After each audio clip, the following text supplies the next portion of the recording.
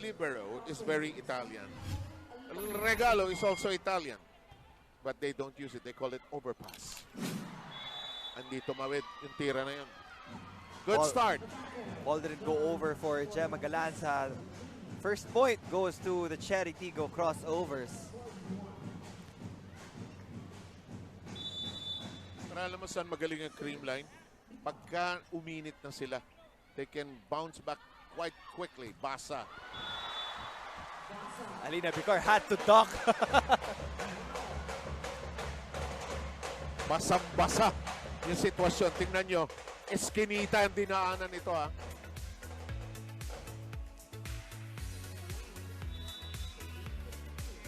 Sanay pa yan na yung bumablock sa kanya, matatangkad din, di ba?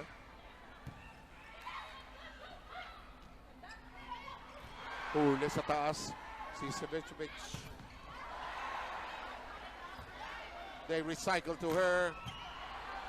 Gia Morado with the Guzman was ready for it. The strike by Basa. It's in play. Big Car pushes it high. Oh, a shoulder action from Gia. We have a new floor director. Yan. Wala na makuha eh. 2-1 count.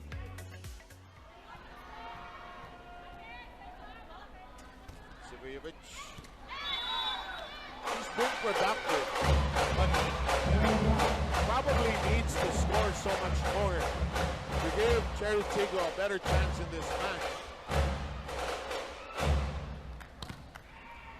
She was confirming with Coach Clarity if her serve went out, but it was clearly outside. Ang layo eh. Samantala, 2-all po ang ating bilang dito sa ating ika-apat na set. Gia Morado doing libero stop. Oh, Basa short. She apologizes for that mistake.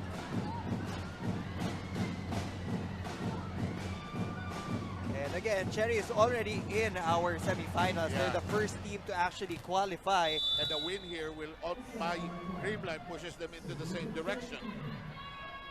Ang habol nila dito momentum eh. Saka magkikita siguro uli yan sa semifinals. So, combination play. One hand by Sivijevic. Two hands by Galanza. Valdez. Yes! Raisa Valdez is starting to heat up on offense. She started in set number 3. She also had a couple of service aces.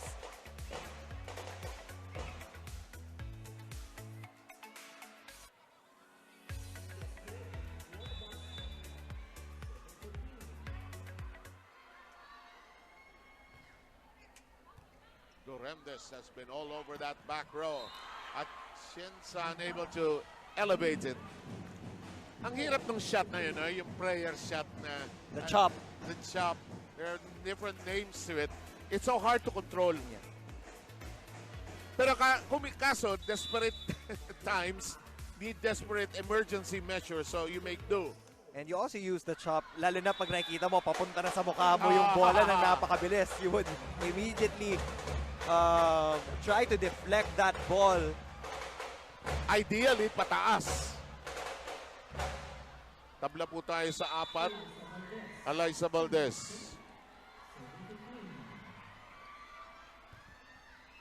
Oh! Another ace for Raisa Valdez. And Sivijevic unable to handle it.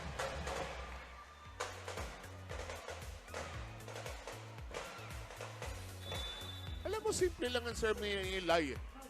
Pero kargado yan, ha? Doremdes has been steadfast. Soft stop. Yellow Basa scampers for it. Galanza didn't get the crawl. Tried to go for a crafty hit.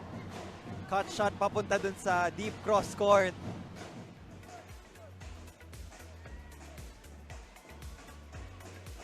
Tawag natin bowling shot. The bowling, the kanal. 5-all. We are so happy you could join us wherever you're catching our presentation here today. Battle of the Undefeated. Galanza! Nakapilok pa ng konti. And they laugh it off.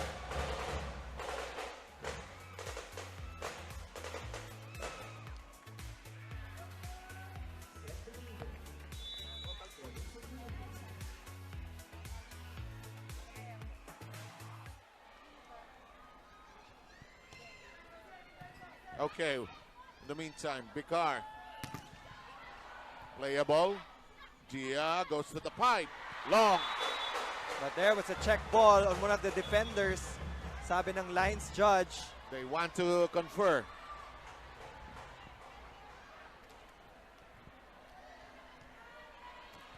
Ilan na ba total points ni Galanza? Nakita mo ba? Still waiting on the update from our technical committee. Sa dami, mahirap ng bilangin, ano?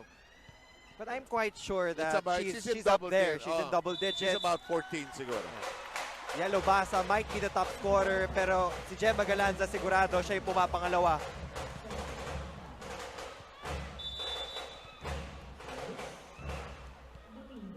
Anyway, let's focus on Seth Domingo. She has so far produced that many points. Durandes elevates it. Off the blockers. Domingo. Good action on the back row. Good action on the front row. Panaga gets a hand on it. Alaysa managing to stand up for it. Galanza. Durandes. The soft stop. Yellow Basa. This is the longest rally we've had.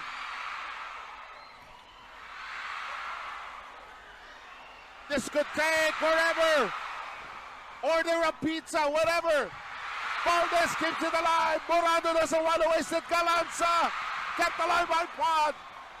This is like a boxing match, and it had to end.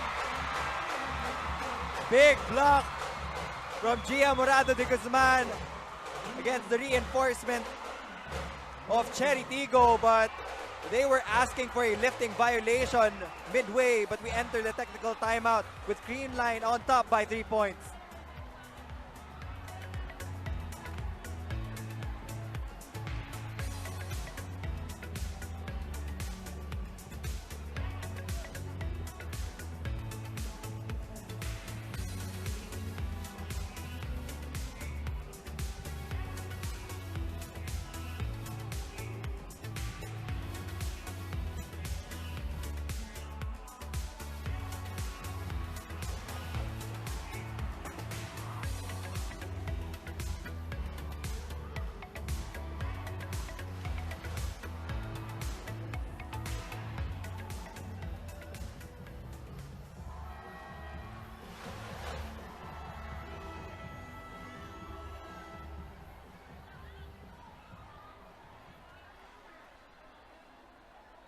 Our DJ tonight is going retro.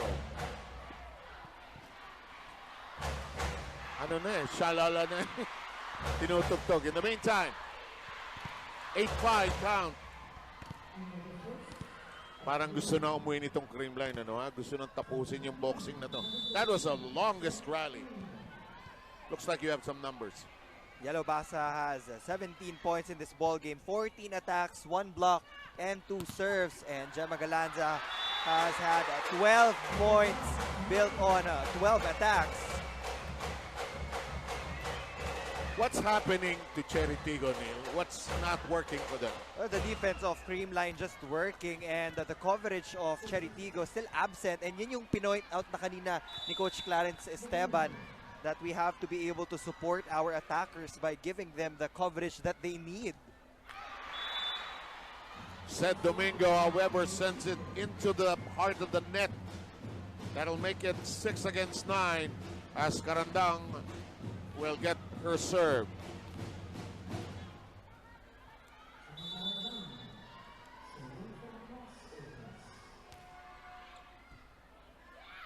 Morado, Panaga, good skid to the floor. Kept alive, Morado, Galanza. Make that 13 points for Gemma Galanza to support the 17 of Yellow Basa. That's a 30-point combined output for these two players. Alam mo sa import, you expect that. That's why they're here. You go to them for the production. But when you have a special player like Gemma Galanza with 13 points supporting the effort, as well as Michelle Gumabao coming up with some valuable points off the bench, 4-point lead.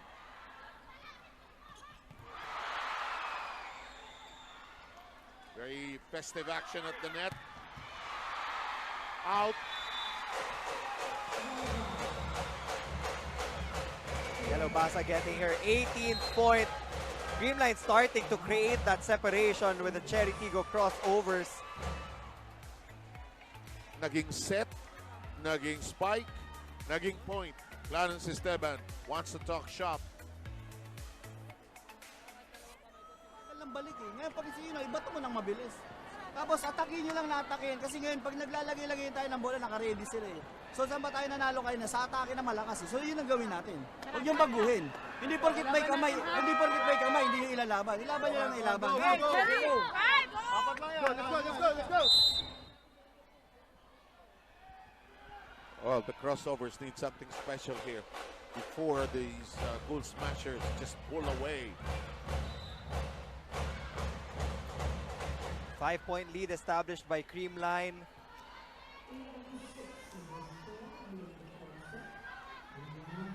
Parang everything just clicked para dito sa Creamline. Their serve, their defense, their offense, their coverage.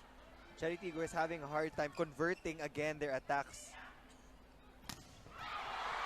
And that's the reason why the solid net defense of Creamline and their backcourt defense as well. Their floor defense has become intact. However, Basa did not gamble anymore. That was an overpass on the second touch. They tried to set up Yellow Basa, but it was just too close to the net. Alanganin eh, no? 7-11 is the count. Back row attack. Regalo! Hindi na dainan. Sabi ni Basa, my bad. What about that dig of Buding Duremdes? She has been digging a lot of hits from Gemma Galanza.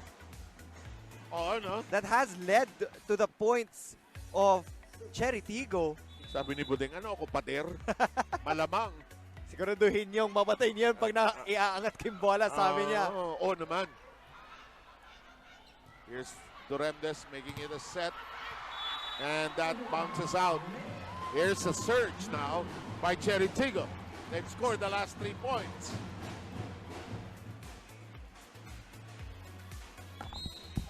Timeout being requested by Sherwin Meneses.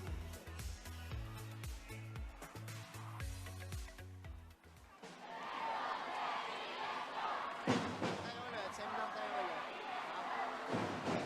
Medyo huli yung press eh. Meron tatlo, dalawa. Tumaga ka muna doon. Patrabawin natin si Pang sa tumba. Pang, trabaho sa tumba. Naka-4 lang si Gemma. Okay. Isa naman nandito. Okay. Go! Stop tayo. Stop ng ano.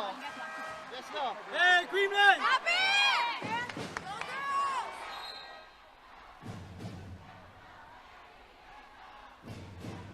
Having covered Sherwin for the longest time. Just a cool dude. Yeah, he's always calm and collected in Yeah. all the timeouts. You wouldn't feel any unnecessary pressure. Tatlo yung bubuhin ko dyan. Shaq de Los Santos, Sherwin Meneses at si dating Cherry Tiggo coach si Aaron Aaron Velez. Velez. Another good Oh, save. yes, sir! Give the Medal of Valor to Duremdes. Basa! Oh, she nicked the corner.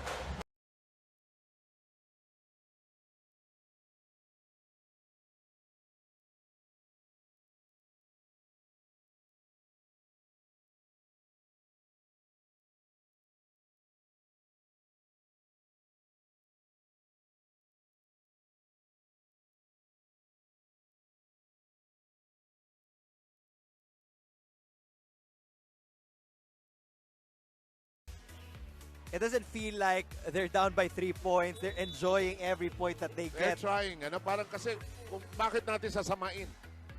Happy volleyball, as our dear friend Mosi Rabena would say. Ah, ha, ha, ha! Atienza has struggled here today. Huh? On the reception side of things, she has struggled. But again, they do have a second libero in the form of Ella De Jesus. So at any point in time, Coach Sherwin Meneses can switch up liberos. Ella De Jesus can be the receiving libero, and Kyle Atienza can be the digging one. Good point. You can choose 2 liberos for your team as long as you pre-assign them. Look at this! A resurgence by Cherry Tiggo. They've scored the last 3 points. And when you play happy, yung movement mo sobrang loose. You don't get pressured in deciding what angles to choose. And DJ Laure was against the reinforcement. That's a great point. Creamline. Absolutely great point because it's just going to flow. In the meantime, you sense Creamline dancing up a little because it's hard to close the match. Long, but they got the end line. Walang short ball itong si Basa. No? Lahat long. Eh. He doesn't usually go for drop balls. He would always go for power most of the time. And that's the way the Turkish national team plays. Eh. Hot down na! 14-12.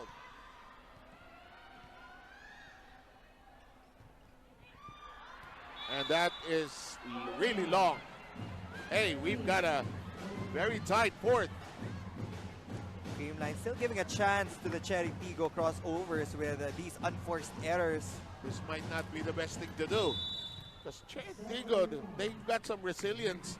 I think they found a bit of their character in that Army game. That nicked the net. Back row. And that is the combination play for Eliza Valdez. Celine Domingo getting the commitment of one of the blockers of Cherry Tiggo. Cannot give Eliza Valdez a single block from the middle. Look at that swing. Takaw na takaw si Eli, no? Gustong-gusto niya yun. Kanina pa niya inita yung opportunity to score a clean hit. Paat, her shot in play, Eliza. Subijovic got to it. Domingo will fake. Valdez will fire. The ball is... Oh! Yes! Oh, yes! Laure says thank you, my lucky stars. Lucky point for EJ Laure. They will take it. Doesn't matter how you score a point at this junction of the game. You want to challenge the Cool Smashers to a decider.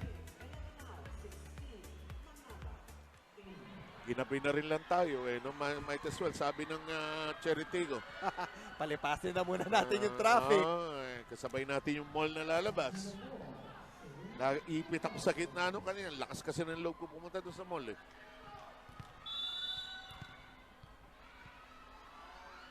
Creamline by 1. Mintis sa atake. Din. Rejected by the double whammy.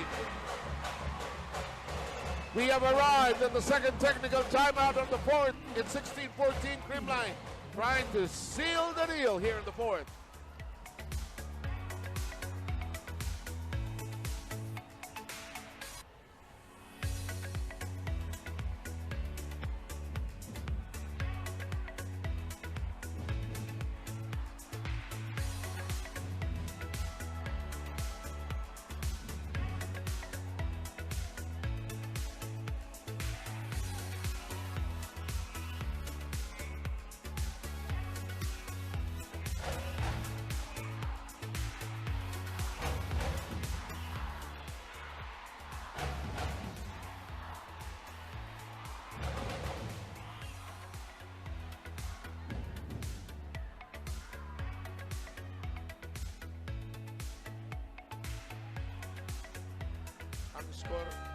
Ang score po natin habang pabalik ang ating mga teams out of the technical timeout is 16-14. The set count, in case you're joining us late, is 2-1 in favor of Creamline.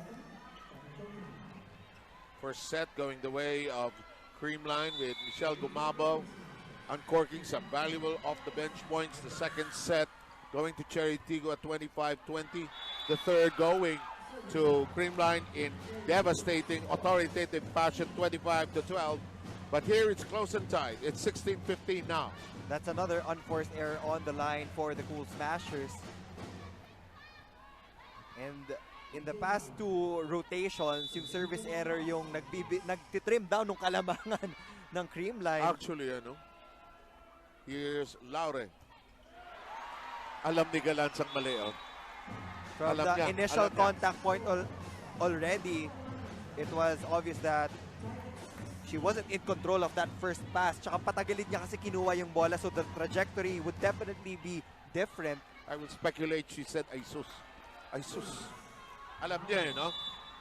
Alam mo naman, if you play this game, you know when it's a bad hit. 16 all. How close is close? Todo bigay yung hataw ni Domingo na yan. Basa. Oh, Gia! Nabor. Sivejevic. Here comes a more calm and collected approach. Sinimplihan na lang ni Gemma Galanza. She wasn't in any position to power through that block. Hindi na nga siya nakuha ng approach, Gemma Galanza, using her vertical jump to get that cut shot down the line.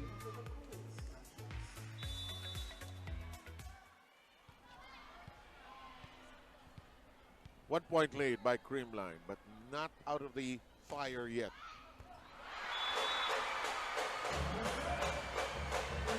They did commit mistakes on the line, but said Domingo gets a point off her serve. And it's probably crucial because they're trying to create some distance between them and this very...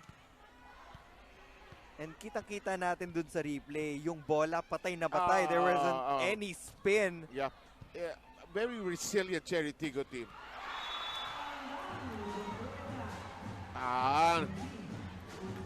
Andun na yung scowl ni Karandang.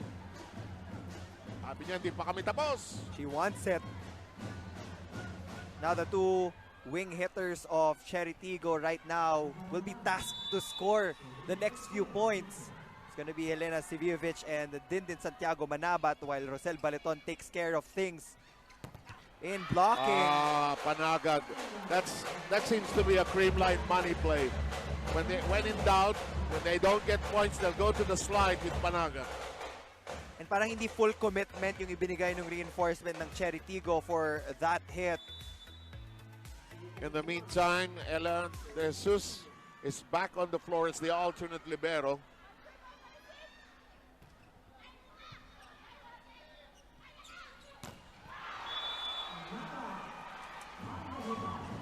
Great hit from Dindin Santiago Manaba, targeting the left hand of Gemma Galanza. And we are still cozy here. 18-19. Go ahead, please. She fulfills her responsibility in that specific substitution. Yan. Tama yan. Mukhang malakas, pero hindi. Ginawa ng solusyon. Panaga is rejected. Basa drops to the floor. Atienza has to heave it over. Here comes Durendes. The set. The shot. It is in play as Pod makes do. Atienza. Basa! Buding Doremdes once again picking it up for Cherry Tiggo. And we are chasing every available ball. Valdez, Gia, Basa!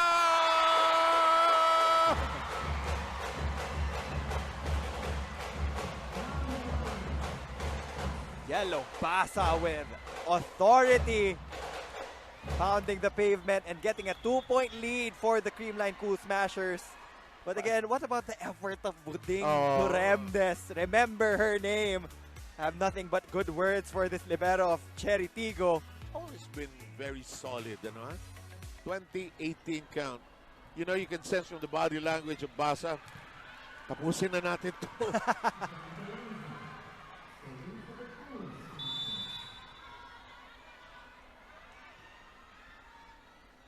Gemma Galanza, the serve.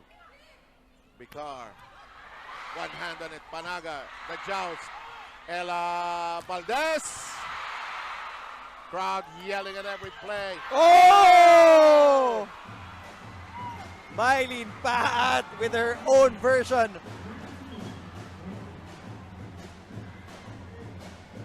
It was like a bullet. going through the double block of the Sab- Cool Smashers. Sa bilis, hindi ma-rewind yung replay, oh. 17 points for Helena Sivijevic. And she keeps it in play. Basa is rejected. Gia Morado de Guzman was so close to it. And we are tied at 20. More than the pain that she probably experienced going down, it's more a little frustration. She was so close to it actually. Eto ayun ooh. Ano sabi ni Boom Gonzalez? Dolphin died. Mahilig sa dolphin yun. Tabla!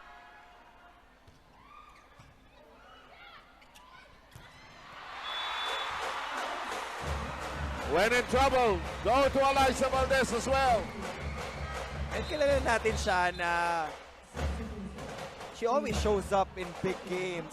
She would have off games, pero pag clutch time talaga and you go to Eliza Valdez, she delivers. Now Phil Kainglet Cayetano will be serving for the Cool Smashers. First time for her to appear in the game actually. Ito, dati ring attacker to. Namimiss ko yung down the line attacks niya. Uh-oh. Too low on the toss for Phil Kainglet Cayetano. Alam mo, kung minsan pag ang tagal mo sa bench, ano? Tabla! Boy, you can see the strain of the match on the faces of the players. But they would rather be here than anywhere else. And we're glad you are with us in this competition as well. Basa had no chance for a clean connection there. Atienza gets it from down under. Valdez. Doesn't matter if she started the game slow. It's all about finishing for Eliza Valdez, and she scored back-to-back points already here in the tail end of set number 4. And titingnan natin kung gagana itong magic substitution ulit ni Coach Sherwin Meneses. Michelle Gumabaw in alongside Kyle Negrito. If you just joined us, Michelle Gumaba with some magic numbers in that first set. Coming off the bench, producing 5 valuable points that closed that first. She was together with this woman. Negrito's serve in play. Doramdes makes it a set for Pat, too short. And that's the problem when you give out high sets in transition. Nakakalula din for the attackers. But what's done is done. Creamline up by 2. Ang dami mong iniisip no? Yung judging, yung distance, yung attacking, yung net, yung blocker. And in the meantime, let's try and listen to Clarence Esteban. Go lang.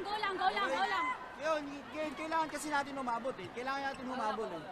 Okay? Dapat pag ano tayo, dapat ilaban na natin to kasi kailangan natin makuha tong set na to. Yung isang maganda receive, sino yung spike natin? Mag-play to ka, tapos i-lead 5 mo para malibre yun dito. Iabot mo dito sa dulo.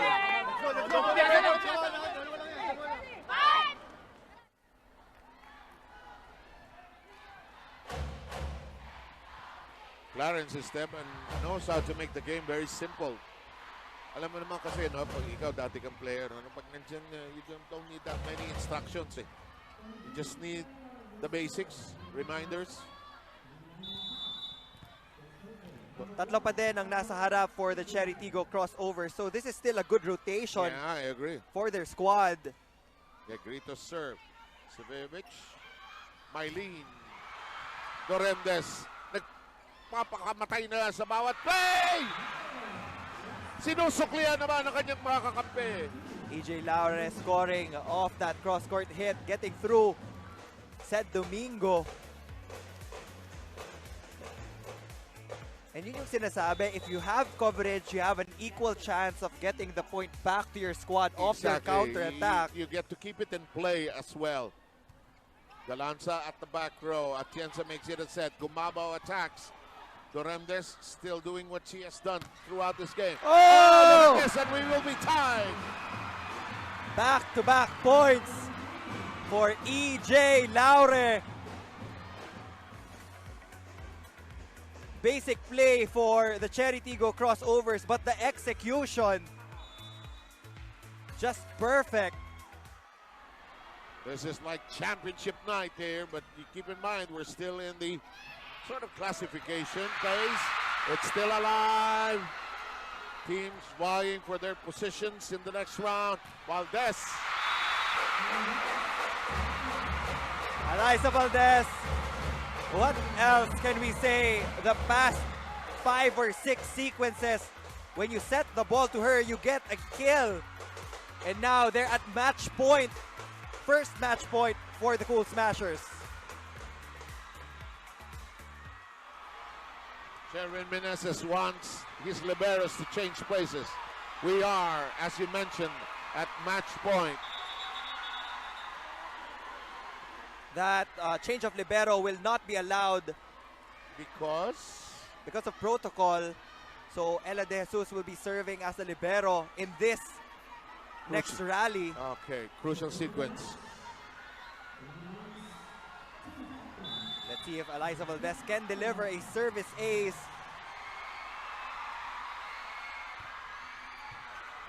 Sivejevic, battle at the net. No, there's a violation. We will be tied at 24. That's the correct call. Overreaching will be called on Gemma Galanza. Buti naunahan ni Alina Bicar si Gemma Galanza, because if Gemma Galanza had a hand on that first, that would have been an instant point for Creamline kasi nasa back row pa yung setter ng Cherry Tiggo. So, Cherry Tiggo saving a match point here. It's been a long day for you, my friend. And why It not? has been. Same thing with rain. Tied up at 24. Galanza. Negrito. Galanza. Bicar. Long. Check ball Check will ball, be check given. And Cherry Tiggo takes over and gets the set point. No reinforcement on the floor right now for the Creamline Cool Smashers. No challenge system in place. So again, it's going to be up to the first referee to make that final decision, and his decision will stick, and that point will go to the Cherry Tiggo crossovers. Timeout, Creamline.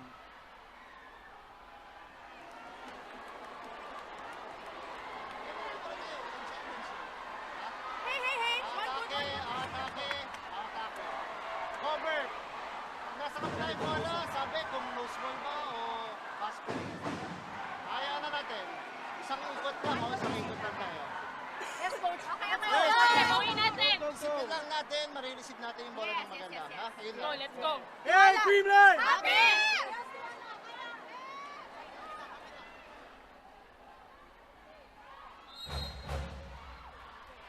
When you get to this point of the match, becomes, I like what Boom uses to describe, it's gut check time. But I would include, aside from the gut, is your mind and your heart. Where is it right now? I'm sure the heart is there for both sides. Yellow Basa is back in for the Cool Smashers, but she will be attacking from the back row. Yellow card. Yellow card in issue against Domingo. One, hindi siya ang kapitan. Only the captain can address the referee. In the meantime, we are recording that yellow card. Gia Morado de Guzman can gamble and give a quick attack to Sed Domingo, or she can go to Gemma Galanza, or pwede din naman kay Yellow Basa from the back row. Daming options. This one. Ooh, tough service error. They almost had it. Alam mo, kung minsan pagka matagal, di ba, yung nag-aantay ka, nag-iiba yung pulso mo, grip. They do have the chance to attack first. Yeah. And they still have Helena Sivijevic in front. So Alina Bicar has to choose her cards well. Especially at this critical stage of this ball game. 25 apiece here.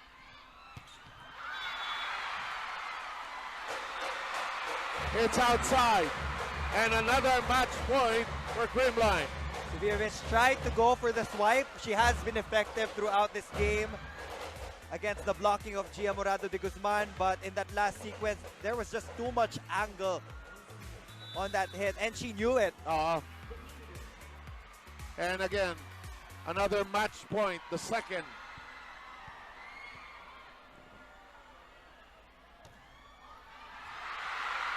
Captain play. Little bit of confusion. Gia Morado makes do. Galanza high up. Pod gets to it. Karandang will fire. Oh! Sa Karandang. Gut check time. Gets that A quick to go. 26 all. I'm warning you. I've done 44-42. Men's volleyball pa yun, ha? Love that emotion being shown to us by Sa Karandang. Galanza rejected. Valdez tracks it down. Galanza. Oh!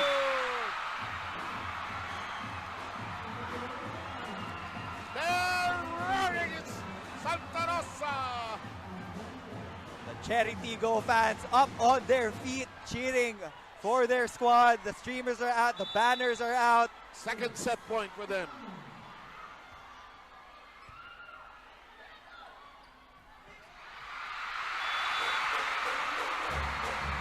And the gamble works Yes, it does. for Gia Morado de Guzman. Now they have Yellow Basa. Ito lang iniintay ng Creamline. Mapaikot yung reinforcement sa harapan. And now you can expect Gia Morado de Guzman to set it up dun sa right wing ng Creamline. Parang walang set point at match point na nakataya. Ano? Basta ordinary points, and both teams just giving it everything they have right now. Playable. They'll send it over. The dump on two. Basa. Correndes. Atienza makes it a set for Basa. Correndes for Pod. Basa. Gia Morado de Guzman. Galanza. Galanza again. Listen to this crowd. Enjoy. Oh! Big block for Cherry Tiggo. Rosel Baliton getting a block against Yellow Basa. And you thought that the first game was long. Another set point, the third. Oh! What an exchange between these two squads. This is precisely the reason why they are still undefeated in this tournament.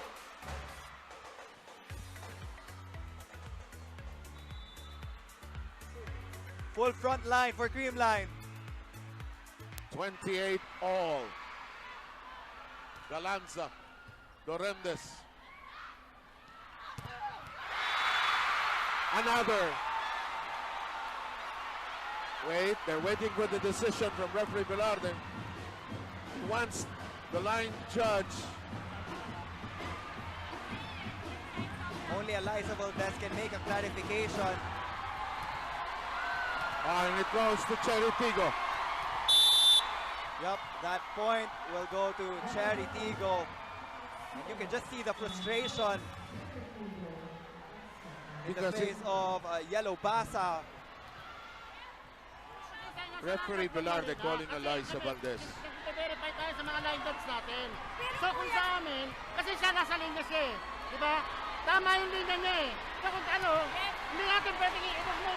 Sometimes sa bilis ng bola, hindi rin talaga napapansin ng mga first referees. That's why they ask dun sa mga lines judge kasi that's the main responsibility of the linesmen to check on that specific line. Second yellow card issued against Creamline. And they don't want a red card that's No, gonna be an automatic point You for don't the want that crossovers. right now. Set point. I think it's a third. Atienza. Valdez.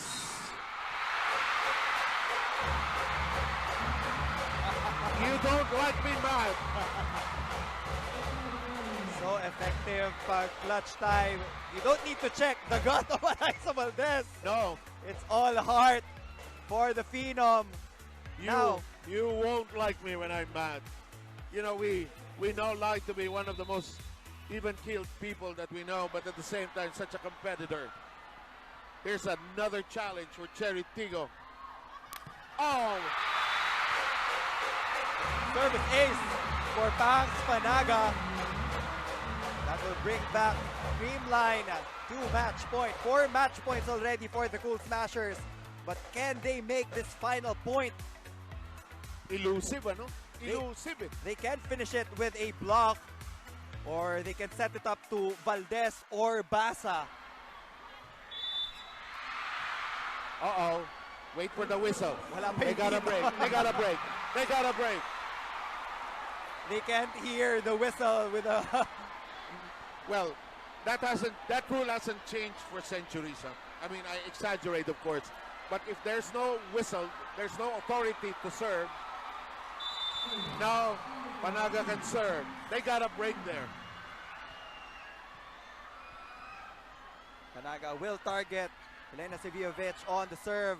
Great pass. Blocked. Doremdes all over the floor. Pat. Galanza. Basa. Cut. Doremdes makes it a set for Mylene Pat. Oh! No follow-up on the first touch. Nagkaroon ng ipitan kung may mga bumagsak na player. Watch this again. And everybody was staring at each other. I thought that they were going to go for a counter-attack with the sequence. There was congestion May mga roadblocks Oh boy, Neil. 30 all. The only cool voice here is that of Mac Kepuela, our Coliseum announcer. Gia. It's a nip and tuck affair. We are just exchanging points here in set number 4. You know what Gia Morado is doing? Simplihan na natin to. Simplihan na. The easiest we can do to get the point, let's go there. Another match point, the 5th. Doremdes. If you're Cherry Tiggo, you just don't want to give this away. It's tossed over cleanly. Gia. Oh! And listen to this crowd explode! Back-to-back hits from Seth Domingo. Creamline was already asking for a double contact violation on EJ Laure, but the play continued and Gia Morado de Guzman just set up Seth Domingo at that perfect time, finishing this set 32-30 in favor of the Cool Smashers, and that's it. They officially enter the semifinals alongside the Cherry Tiggo crossovers, and Cherry Tiggo will get their first loss of this conference. And what a game.